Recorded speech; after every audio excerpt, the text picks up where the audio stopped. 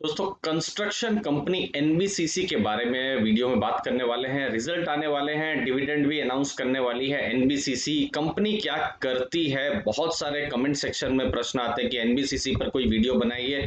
तो एनबीसीसी पर इस वीडियो में हम बात करेंगे, इसके बिजनेस के बारे में बात करेंगे, इन्वेस्टर्स को क्या जानना चाहिए, सब कुछ बात करेंगे दोस्तों।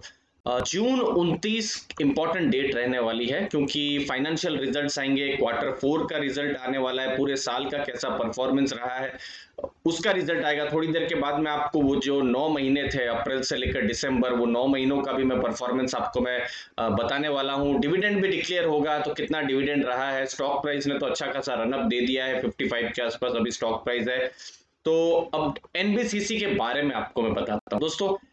मेन जो बिजनेस है एनबीसीसी का वो है प्रोजेक्ट मैनेजमेंट कंसल्टेंसी, जिसको आप पीएमसी भी कह सकते हैं। आप देखिए 93% रेवेन्यू वहीं से ही आता है।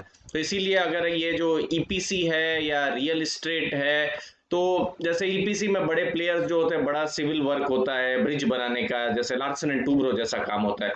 फिर रियल एस्टेट में जो दूसरी कंपनियां हैं, जैसे शोभा हो गई, प्रेस्टीज हो गया, या फिर गोदरेज हो गया, वो सब। लेकिन एनबीसीसी का मेन बिजनेस है पीएमसी। अब पीएमसी बिजनेस क्या है, इसको समझना बहुत जरूरी है। यहां पर क्या है, जो भी हाउसिंग का काम है, इंस्टीट्यूशनल काम है, एयरपोर्ट ब्रिज, ये सब जो बनाने का काम होता है वो। अब देखिए सबसे पहले पीएमसी में क्या होता है, कॉन्सेप्ट से कमीशनिंग में आपको यहां पर समझाता हूं। देखिए सबसे पहले तो प्रोजेक्ट मिलता है या बिजनेस इनको मिलता है। फिर बिजनेस में क्या है, प्रोजेक्ट प्लान बनाते हैं, कॉन्सेप्चुअलाइज करते हैं। प्रोजेक्ट किस तरीके से इनको मिलता है, जैसे समझ लीजिए एक हॉस्पिटल बनानी है या एक कॉलोनी बनानी है, हाउसिंग कॉलोनी जो होती है वैसा बनाना है, या फिर आप समझ लीजिए कोई एक कॉमर्शियल रियल एस्टेट का एक एरिया बनाना है, या फिर कोई एयरपोर्ट या ब्रिज बनाने हैं दोस्तों। तो वो सब जो काम है पूरा कॉन्सेप्ट से लेकर पूरा लास्ट तक ये करते हैं। फिर देखिए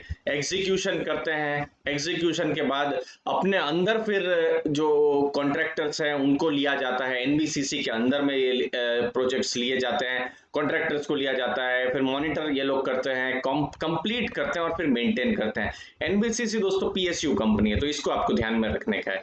तो ये पूरा जो काम है कॉन्सेप्ट से कमीशनिंग, ये पूरा जो प्रोसेस है, आप इसको पीएमसी भी कह सकते हैं, प्रोजेक्ट मैनेजमेंट कंसल्टेंसी। और यहीं से ही रेवेन्यू आ रहा है या पैसा कमा रही है एनबीसीसी। मुझे उम्मीद है आपको समझ में आ रहा होगा। कहीं भी डाउट हो तो कमेंट सेक्शन में जरूर दोस्तों आप पूछ लीजिए।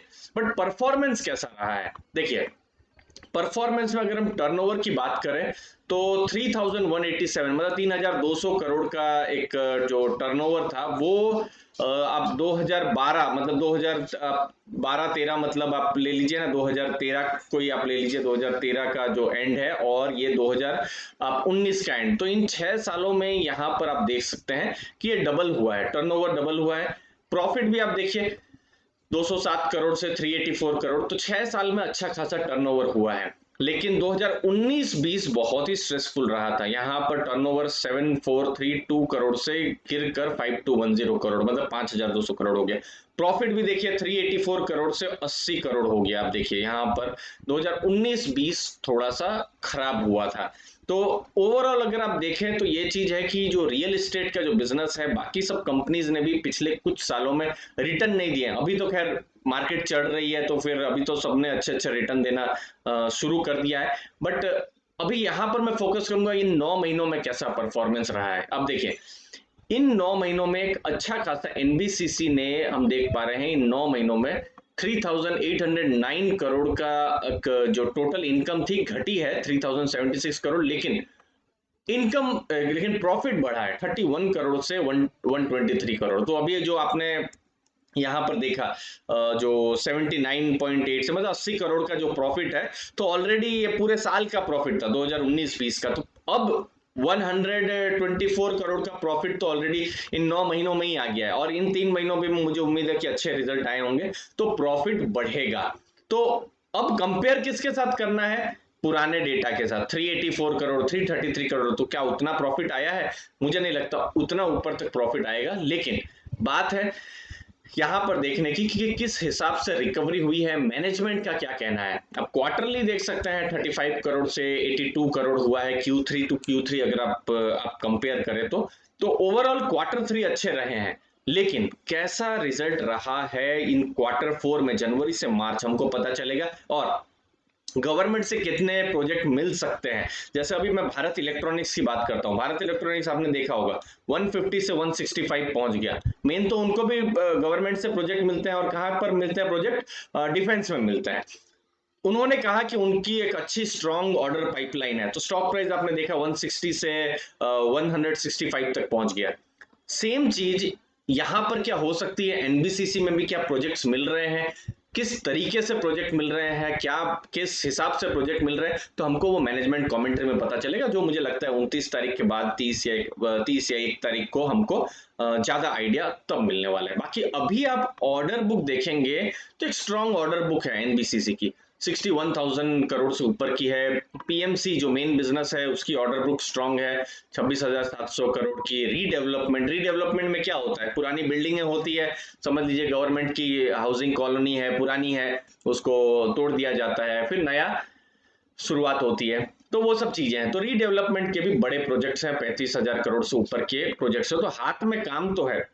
लेकिन मार्केट ने ये वाले काम को तो डिस्काउंट कर दिया। मार्केट अब देखेगी कि एडिशनल कितना बिजनेस मिल रहा है, और यहां मिलता है तो फिर एक अच्छा खासा पॉजिटिव हो सकता है। लेकिन क्या इस स्टॉक में बुलिश रहा जा सकता है, तो देखिए म्यूचुअल फंड का मैंने एक्शन देखा, म्यूचुअल फंड ऑलमोस्ट न के बराबर है। सिर्फ एक एचडीएफसी ग्रोथ फंड ने थोड़ा बहुत एनबीसीसी को खरीद के रखा है।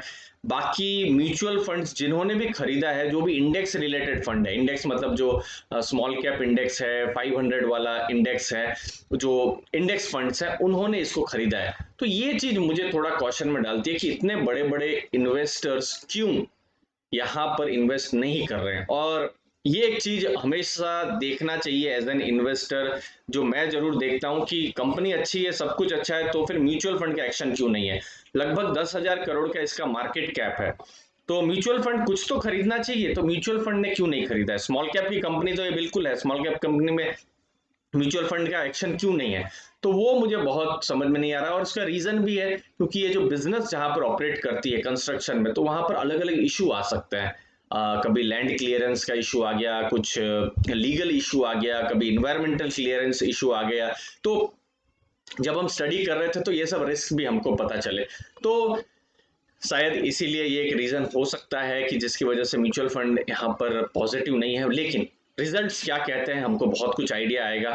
कंस्ट्रक्शन के जो बिजनेस है, उन्होंने पिछले कुछ सालों में थोड़ा बहुत रेवेन्यू अनइवन भी रहा है, और अभी हम देख भी पा रहे हैं कि अनइवन बिजनेस को बहुत ज्यादा इन्वेस्टर्स भी पसंद नहीं कर रहे हैं। कि जो स्टेबल बिजनेसेस हैं, जो थोड़ा ग्रो कर रहा है, आप देखिए एशियन पेंट्स है, पीडी लाइट है, या फिर बैंकिंग में एचडीएफसी बैंक जैसा, तो कोटक महिंद्रा बैंक, तो उनको क्यों इन्वेस्टर्स थोड़ा पसंद कर रहे हैं कि ठीक है, ग्रो कर रहे हैं, स्टेबल ग्रोथ उनका हो रहा है, कोई शॉक या सरप्राइज नहीं हो रहा है।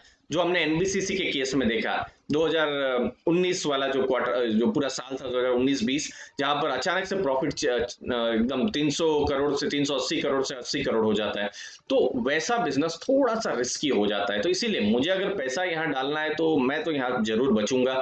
डेट फ्री कंपनी है, गवर्नमेंट का सपोर्ट है, सब कुछ है, लेकिन इस बिजनेस में थोड़ा सा और मुझे कॉशन मैं रखता हूं। तो यही मेरा व्यू है इस बिजनेस में, मेरा पर्सनल व्यू है। आपका व्यू अलग हो सकता है दोस्तों। मुझे उम्मीद है आपको भी वैल्यू मिली होगी इस वीडियो को देखकर। आपने अपना समय दिया उसके लिए बहुत बहुत धन्यवाद। कोई भी डाउट हो तो जरूर कमेंट सेक्शन में दोस्तों जरूर पूछिएगा। धन्यवाद आपके इस समय के लिए। थैंक यू वेरी मच दोस्तों।